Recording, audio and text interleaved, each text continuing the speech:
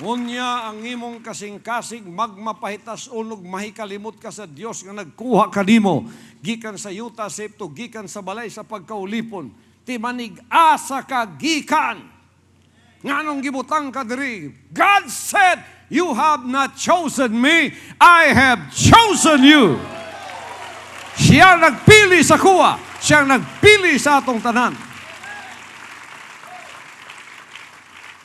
Nga nagamando kanimo sa kadako og makalilisa nga kamingawan, diin dihay mga bitin nga mapintas o mga tanga o ayuta sa kauhaw, diin walay tubig nga nagkuha og tubig alang kanimo gikan sa bato nga santikan.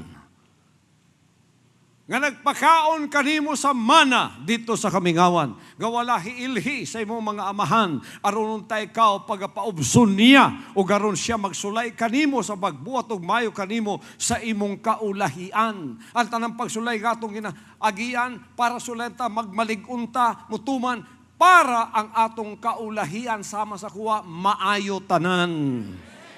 O garon dili ka magaingon sa imong kasing-kasing, ang akong gahom o ang akong kabaskog sa akong kamot, may naghatag ka na ako ni ini nga bahande.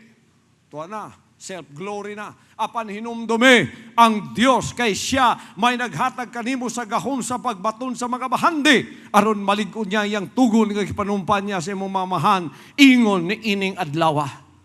Dili gyud nato i-ascribe ang bisan sang success o prosperity sa atong kaugalingong gahom o kaalam.